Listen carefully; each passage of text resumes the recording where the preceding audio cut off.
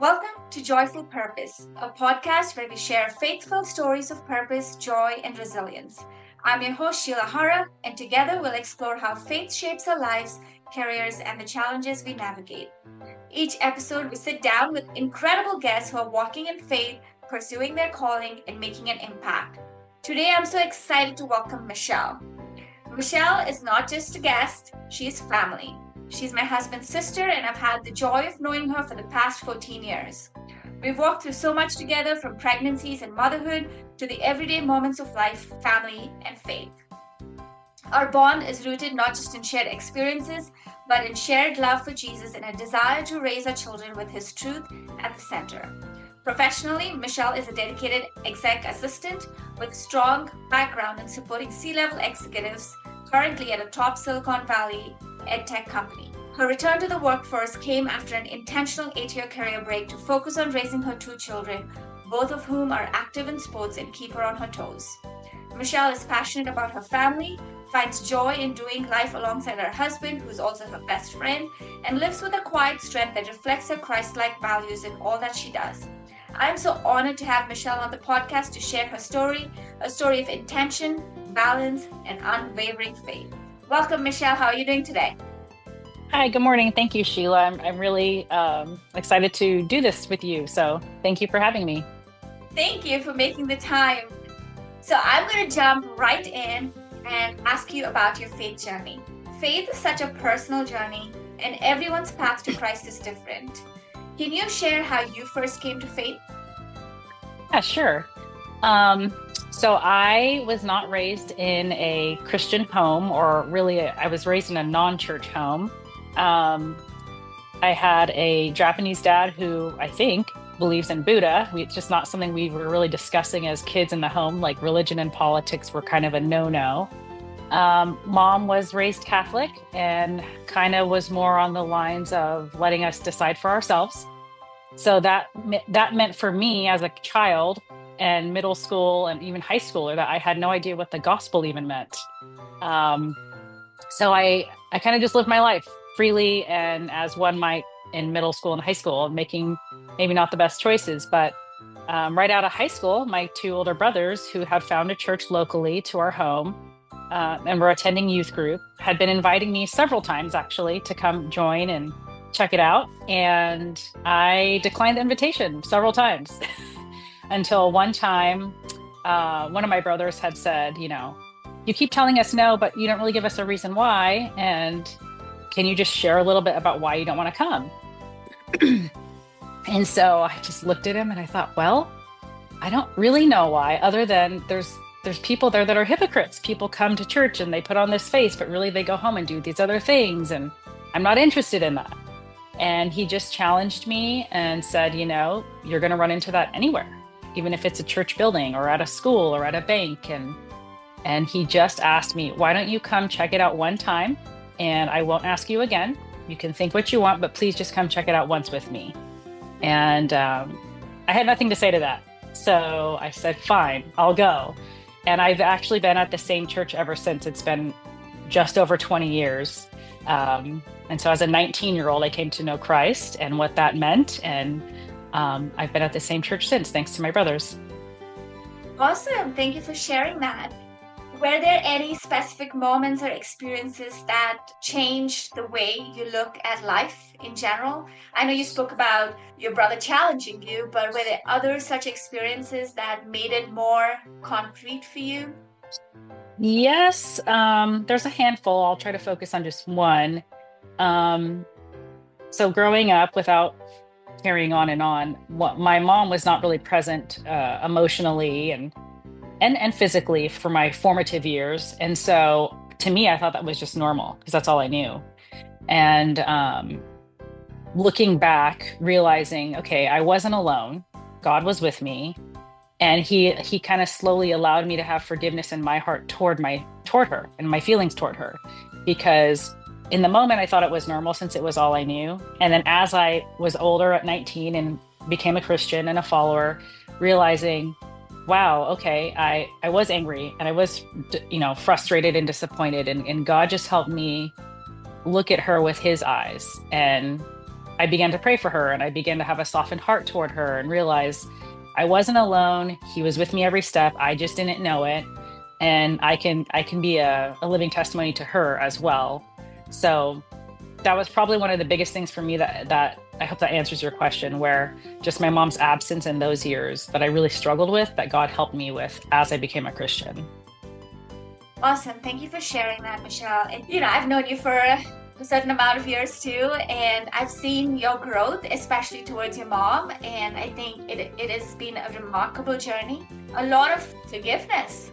Yes. And just like Jesus forgave us, I think you've shown it towards your family. And I really see that as strong and courageous. You just went with the heart of God through the journey of forgiveness. So, that's incredible. I was just going to add, and thank you for sharing that, Sheila. I think it's important to note that many of us come from, dysfunctional families or brokenness at one point or another in our upbringing. And as kids, when we're not really sure, is this normal? I guess it is. I don't know. You grow up and you realize you have a choice. You can be mad. You can blame that situation for how you act out as an adult, or you can own it to the extent that I chose with the help of the Lord, which is, who am I to not forgive? I've done many things that, thank God, literally, that he's forgiven me and taken me in. So it was a choice I made where I'm not going to be an adult and be a victim and blame, things that happened to me as in my childhood. I have a choice to carry on and then do better for my own kids as a mother. And God helped me with that. And I'm really grateful. Awesome. Thank you for sharing that. So I know we spoke about how you came to faith, but were there any struggles at any point in time during that journey? Honestly, no. It felt very natural for me. And I know it's not this way for everybody. Everyone has their own unique stories. And I think that's the beautiful thing about God's grace. But for me, it just felt like it was very clear this is what I needed to do. And I just was staying faithful and I kept going. And little by little, God was chipping away at the things that I needed to work on in me. And it always felt clear along the way that I just was where I was supposed to be. And God was pleased with that. And I just needed to keep showing up. So awesome. it felt very organic for me. Yeah, I feel very fortunate there. That's awesome. I'm going to ask you, we have these big milestones. We remember our faith journey on these milestones. However, life happens every day. And how do you show up in these everyday moments? So if you have any examples talking about faith on a daily basis, how you show up, and if you want to share some of that, that would be super helpful. Okay. So the day-to-day stuff. Let's see. So parenting 2 young kids in sports and the busyness of being a working mom, as you know. There's the days just seem to all blur together. And we sometimes feel, I was just talking to my husband about this, where we're going from one activity to the next and making sure, are the kids feeling connected to us? Are we spending time doing what we need to be doing and not just being so transactional, if you will? But there's daily things that I do like to incorporate on my own when I'm home to make sure I pause and I'm praying for the kids. We pray every morning when we walk to school. But in the day-to-day stuff, for me, pausing to take deep breaths is so helpful because I tend to be more high-strung, as much as I don't want to admit that. God help me with that. Just to pause and take a deep breath and pray and ask God to help me with whatever's going on. And remember that he is in control. He's got me. And I don't need to try to be the one managing it all, right? He helps me do that. And so I just need to remember when I feel stressed, whether the kids are at home from school or they're gone and I'm trying to manage work and house chores, that I could just pause, take a deep breath, and pray. Awesome. And I don't think we do it often enough where we just say, a simple prayer like, Lord, just help me with this. Yeah. And then just keep going. I think it just changes your focus from yourself to God. And, exactly. There's so much relief in that prayer. For sure. Awesome. Can you share a specific moment when your faith helped you make a tough decision or give you some peace around a decision you made? Yes. So you mentioned this in my bio. I had taken a work break, a 8-year gap. I was home raising my two kids, and I remember having a lot of anxiety at the idea of returning to the workforce, thinking, "Wow, it's been 8 years. I That was the time when COVID happened, and then the idea of what going to work looked like changed for everybody, right? Remote, hybrid now, whatever." And I just wasn't sure. I was having a lot of doubt. Like, do I have what it takes? What skills do I even have to bring? I've been home 8 years with kids. Like, why would they want me? And I just remember praying and asking God to help me with that doubt, because I remember thinking, well, moms do a lot, and a lot of their daily tasks are transferable, whether you're doing it at home as a stay-at-home, not getting a paycheck, or you bring that to the workforce or to the office, and those things are all transferable. Being able to multitask and manage, multiple things at one time, and being able to anticipate things 3 steps before your associates, if you will, your household. And so I definitely had anxiety at the idea of going back to work, asking God to help me with where I should apply, what things I needed to make sure I was asking for, even being someone to negotiate, my package. It was like I was feeling like, oh, why should I negotiate? I was just home for 8 years. I was just a stay-at-home mom. And I feel like,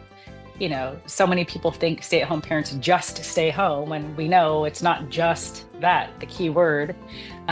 So he helped me a lot with my doubt and my fear, and just spoke to me, said, you got this. 8 years is nothing. You're going to go back. It's going to be just like riding a bike. You're going to get right back on, and you'll be okay. Just trust me. And that too felt very natural, going back to work. I remember feeling, and I've been back at work 3 years now almost. Like, it was just so organic. And I'm just so thankful that God was looking out for me that way, that I was able to give him my worries, let him manage my own feelings, and just trust him each day that went by. So That's awesome. And that's so encouraging to hear for, those listeners that are still doubting themselves, trying to maybe find the next job, even if they're working, or stay-at-home parents that are planning to go back to work. I think it's going to be so encouraging for them to hear this.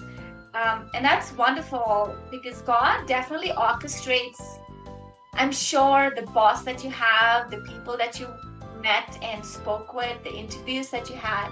I think God just orchestrated favor in all of those realms. And, for you to be in that perfect position going back, into the workforce as your first job back, I think right. it's such a blessing. Definitely. Just to have favor. Right. Awesome.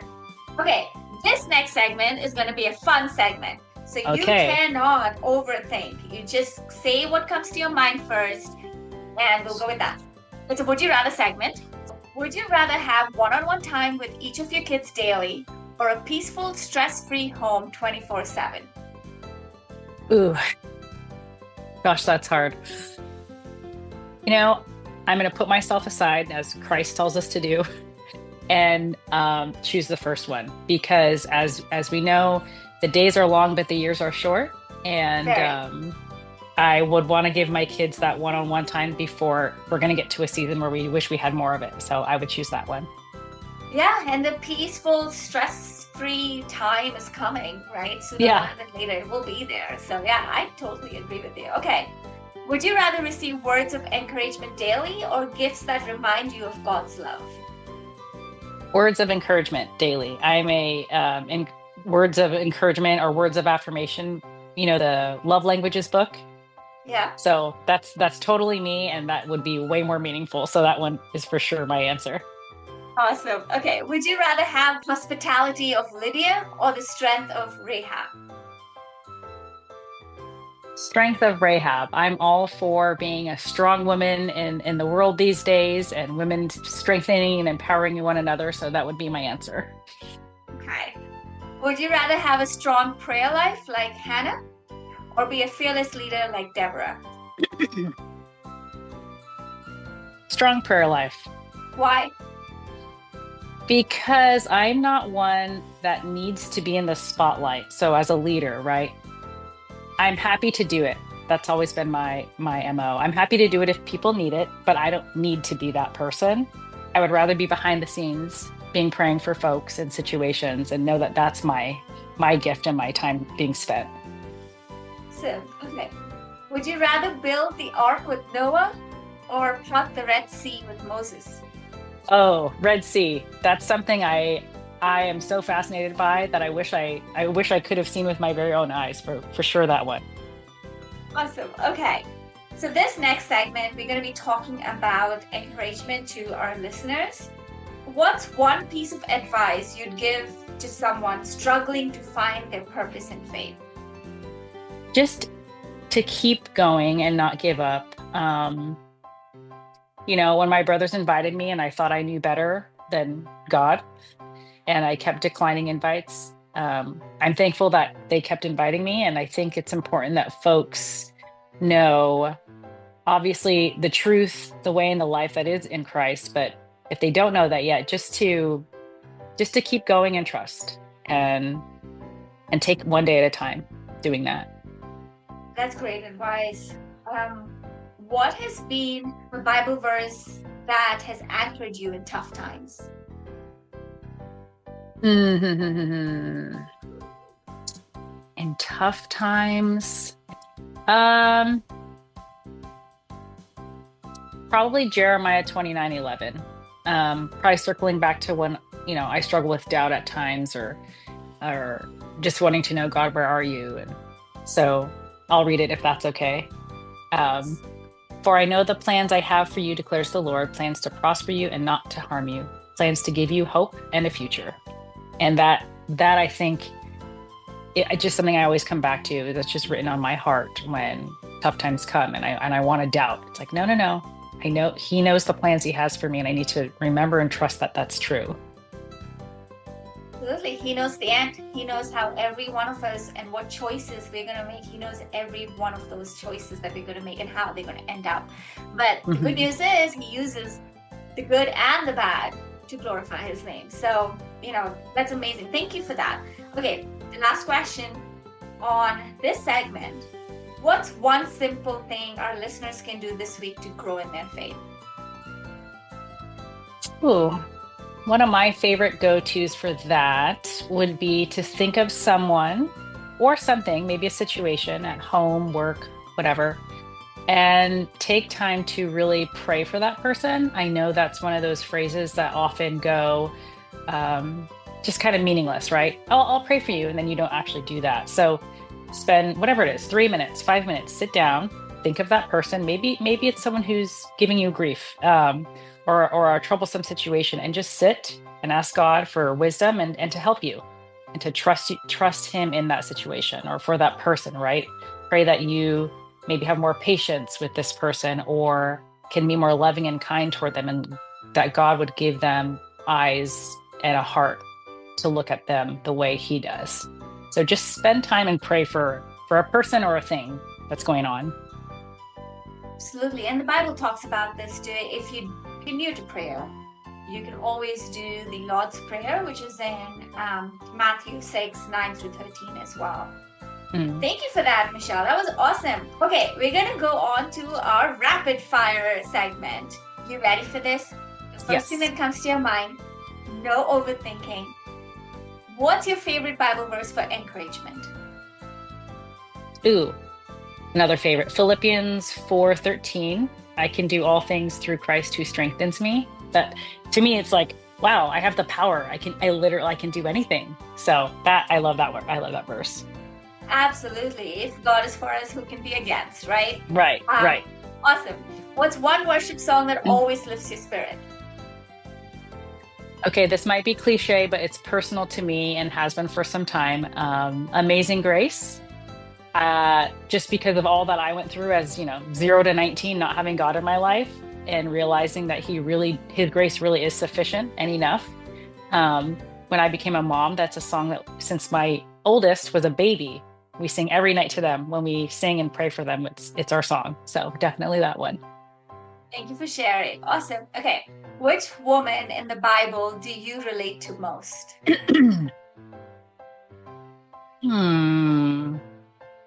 Ruth comes to mind for a couple of reasons. She's known for her virtues of loyalty and strength. but also because um, her loyalty specifically, I'm thinking of her with her mother-in-law. Um, I have a mother-in-law who I try dearly to love on and be intentional with, and I hope she sees my efforts and reciprocates those in her heart with me. So, but the strength, I love the women of strength. So definitely Ruth. Awesome. Thank you. Journaling your prayers or speaking them out aloud? Speaking them out loud. Okay. Fasting or deep study? Which draws you closer to God? Oh, probably fasting because for me, I think that is more difficult. So that draws me to truly depend on him and trust. Awesome. What's one way you stay connected to God in a busy season? And I know you're super busy being a mom, going back to work and, everything else in between, right? With the activities of the kids, activities of you, the social calendar is everything, comes together. So what's one way you stay connected to God? Definitely prayer because it's at our fingertips. I don't need to go find a tool or a notebook or a pencil. I can just stop what I'm doing and talk to God. Awesome. That's great advice. Okay, if you could have one superpower from the Bible, what would it be? Let's go with, gosh, there's so many. I would say healing. I am one who loves health and fitness and has worked in healthcare. So just as a simple way to help someone else, try healing. So, thank you, Michelle. Is there anything else you would like to end with before we close today? To remember that God is with us, whether you're a working mom, stay-at-home mom, we all juggle a lot of the same things. And just know that God's with you. He sees what you're doing and he's proud of you. There's a verse that I pulled up specifically from John 16:33. And I'll read it. It says, "In the world you will have tribulation, but take heart. I have overcome the world." I just want to share that with whoever's listening today, because whether you are new to faith or have been walking for years, I think it's important that we, as I've mentioned, pause, take a deep breath, pray, know that these things happen. Sometimes we have good days, sometimes we have bad days, but God is with us and he has overcome the world, and we can trust in him for those moments. So keep going. Wow, what an incredible conversation, Michelle. Thank you so much for sharing your story and wisdom with us today. I know our listeners are going to be so encouraged by this. Until next time, keep walking in faith and living with joy. Thank you, Sheila. Thank you.